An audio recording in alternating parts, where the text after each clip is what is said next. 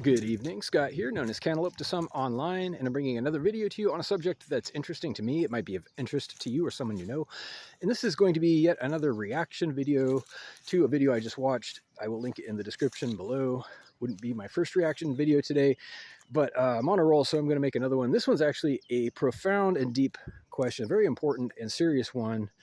The video I will describe that I'm reacting to, it's a doctor, a microsurgeon, a very specialty type of microsurgery related to breast cancer and breast surgery. And she's seeking approval for an insurance claim. She's on the phone in the video with some people that she's trying to figure out if they're her peers, because it's part of the process to get the request approved or denied, to have it verified by so-called peers in her industry who work for the insurance company. And you know how that goes.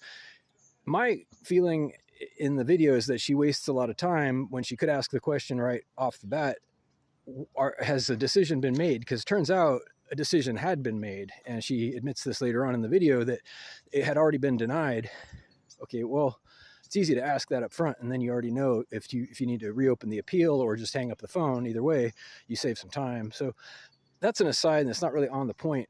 It's actually a bigger issue, right? It's a much bigger, more complex problem of health insurance and the approval and breakdown of communication between businesses and departments in general, especially in the context of an atmosphere and environment saturated with fear in the wake of assassinations. Several months ago, there was this CEO killed in a high-profile case who worked for the insurance company. And since then, and before then even, communication has suffered between departments. And let's be honest, it's because insurance companies don't like to pay money. But here's the thing. It's not that simple. It's not that simple. I don't mean to paint it as, that's the end of the discussion. There are two situations at work right now. And I'll be honest, I'm not entirely sure which one it is, but I can explore both of those in just a few minutes here. Whether or not our current medical infrastructure, including the insurance companies, is able to choose, if they wanted to provide the maximum, most deluxe medical service packages for everyone or not, I can't say. I don't know if our resources are at a point where we have that ability. I don't think they would tell me, because it would represent a huge problem for people, wouldn't it? If it were suddenly that everybody could get unlimited medical service, healthcare, and coverage, they would never die, right? I mean, it's conceivable that the only reason people died at all is because they can't afford to keep renewing themselves, to cure their diseases, replace their body parts, and so on. It becomes a financial question, doesn't it? So presumably in some scientific or science fiction story, you could imagine that an economy solves enough of its problems where it becomes possible for everyone to get to live forever. But you wouldn't want to do that in a finite living space. So obviously it becomes a much bigger question of where do the people go if they're continuing to reproduce and not dying off, right? Okay, so that's one scenario. Space travel is connected to that. But the other possibility, and this is the one that I'm going to have to assume is true at the moment, resources are an object. The ability to pay for these things is not just, it doesn't just appear to be relevant. It actually is very relevant at the moment. So people can't afford to live forever. And when you put it that way, they're actually entitled to be angry about it. Here's your problem. The problem is you're actually literally killing them off with a bill. There's no other way to look at it. So I hate to say it, but so many of these questions and problems circle back to the economic system that we are all taking for granted, that we are all told has no superior, that we are all told is the American way. And if you don't like it, you can leave the country.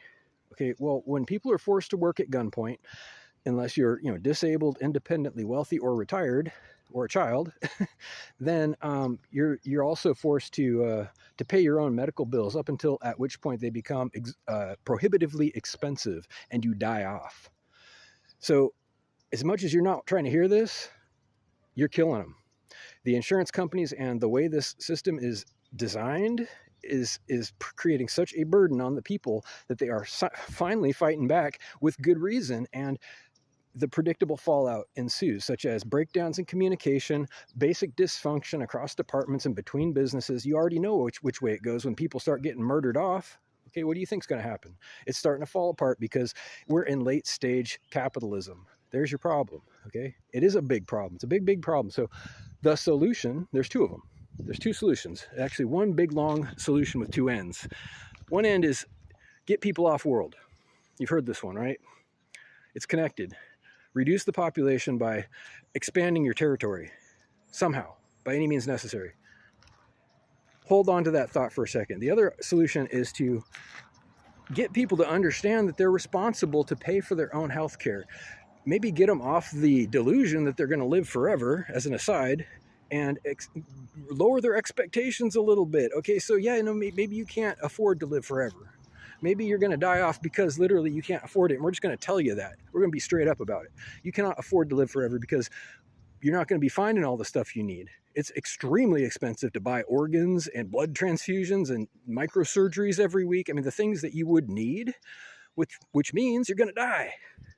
Okay? Once you accept that, or you figure out your economic situation and the population problem, which is a much bigger deal, heck, animals die off, okay? Humans are animals. And I hate to put it that way, but in a cosmic sense, in a big universal scale, people are not that much different from, the pygmy marmosets, what have you. I think that we all have an overblown sense of superiority and importance that is finally coming to a head at the insurance companies, at their requests being denied. Oh, turns out you're not the divine kings and queens that you were told. And that's why they're angry, because they were all programmed to believe that they're divinity. They're being told in so many ways that they are the greatest miracles in the universe, and that come hell or high water, we will save them. Somebody will save them. So what do you think they're coming to your door for exactly? Maybe start with the truth. Maybe start with some realism. Start with some honesty. Look, we can't afford to save everybody. And even if we could, there's no place to go. This planet can't feed 8 or 9 billion people. It just won't work. Come on now. So there's a lot of solutions, and it's going to continue to get worse. It's going to get worse before it gets better. People are going to get angry that you're killing their families. They're going to start fighting back because it's a life or death situation. Every time they kill off a CEO, your communication's going to get harder. It's not that complicated. It's not complicated. It's difficult. It's expensive. But it's not complicated. Reach out if you like with questions or comments to whitehotrobot@gmail.com. Thank you.